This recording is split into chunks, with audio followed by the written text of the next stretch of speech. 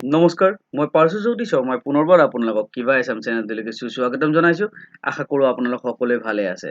আজি আমি আলোচনা কৰিম এটা বিশেষ প্ৰডাক্টৰ বিষয়ে, যিটো প্ৰডাক্টৰ বিষয়ে আপোনালোক সকলোৱে জানে বা সকলোৱে ভালো পায়।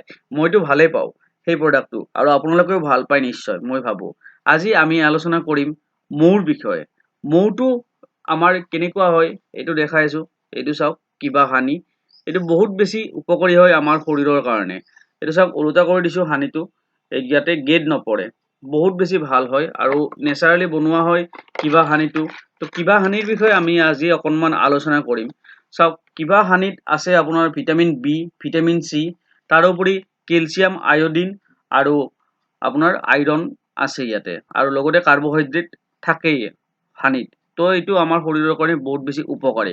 কিবা হানিটোৱে হিমালয়ৰ জংঘলৰ প্ৰদূষণ মুক্ত ঠাইৰ পৰা ফুল আৰু পৌধা, মানে যিবিলাক থাকে, উদ্ভিদ যিবিলাক থাকে, সেইবিলাকৰ পৰা মৌটো সংগ্ৰহ কৰি নেচাৰেলি এইটো বনোৱা হয়। ইয়াতে কোনো ধৰণৰ অন্য পদাৰ্থ নাথাকে, যিটো কাৰণে আমাৰ শৰীৰৰ কাৰণে বহুত বেছি উপকাৰী আৰু বহুত বেছি সোৱাদ লগা হয় কিবা হানিটো।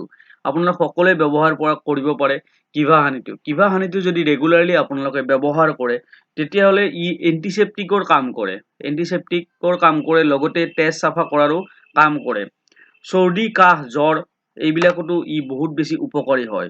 চৰ্মৰোগৰ যদি সমস্যা থাকে, মানে ছালৰ যদি কোনোবা খুজতি থাকে বা কেতিয়াবা যদি পুৰে বা অন্য যিকোনো প্ৰব্লেমতে, ছালৰ যিকোনো প্ৰব্লেমতে হানিটো যদি ব্যৱহাৰ কৰে, লগাই দিয়ে, এইটো বহুত বেছি উপকাৰী হয়। আৰু আমাৰ শৰীৰৰ বাবে হানিটো অমৃতৰ লগত তুলনা কৰিব পাৰি। অমৃতৰ নিচিনা কাম কৰে। আমাক সকলোকে হানি লাগে, আৰু পিয়ৰ হানি যদি ৰেগুলাৰলি আপোনালোকে 1 চামুচকে খাই থাকিব পাৰে, ই বহুত বেছি উপকাৰ হয় শৰীৰৰ কাৰণে। ইয়াক কৈ শেষ কৰিব নোৱাৰি, ইমানখিনি উপকাৰ আছে হানিৰ।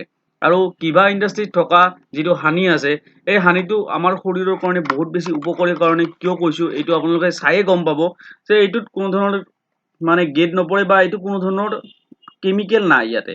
এইটো সম্পূৰ্ণ ধুনীয়াকে বনোৱা হৈছে, এইটো নেচাৰেলি বনোৱা হৈছে। ইয়াতে কোনো ধৰণৰ অলাগতিয়াল অন্য পদাৰ্থ কোনো ধৰণৰ নাই। তো এইটো বহুত বেছি ভাল হয় আমাৰ শৰীৰৰ কাৰণে। আৰু কিবা হানিটো যদি আপোনালোকে ব্যৱহাৰ কৰে ৰেগুলাৰলি, টোপনি ভাল হ'ব। টোপনি ভাল হোৱাৰ লগে লগে আপোনালোকৰ ষ্ট্ৰেছ ফ্ৰীটো কমি যাব। আৰু যিবিলাক ব্যক্তিয়ে জিম কৰে, তো মেটাবলিজিজমটো কমাই, মানে ক্ষীণোৱাত সহায় কৰে কিবা হানিয়ে। আপোনালোক ৰাতিপুৱা আৰু ৰাতি ডেইলি 2 চামুচকে খোৱা কৰক, ডেইলি ৰাতিপুৱা আৰু ৰাতি। আপোনালোকৰ শৰীৰটো সুস্থ ৰাখক কিবা হানিৰ সৈতে। আৰু কিবা হানিটো বহুত বেছি উপকাৰী হয়, তো সেইকাৰণে মই ছাজেষ্ট কৰিম সকলোৱে ব্যৱহাৰ কৰাটো।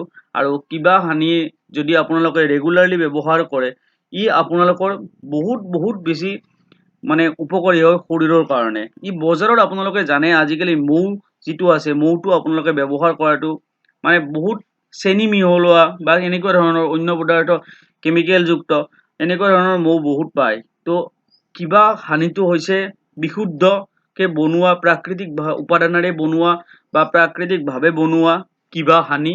এইটো হিমালয়ৰ জংঘলত যিহেতু বনোৱা হয়, প্ৰদূষণ ফ্ৰী এলেকাত বনোৱা হয়, এইটো ব্যৱহাৰ কৰিলে আপোনালোকৰ শৰীৰৰ কাৰণে বহুত বেছি উপকাৰী হ'ব।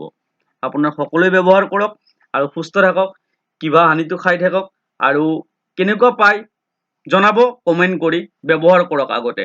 আৰু কিবা হানিটোৰ বিষয়ে এইখিনিয়ে আজি কৈ সমাপ্ত কৰিছোঁ। মই পাৰ্শ্বজ্যোতি শৰ্মাই কিবা এছাম চেনেলটোৰ পৰা বিদায় লৈছোঁ। ধন্যবাদ।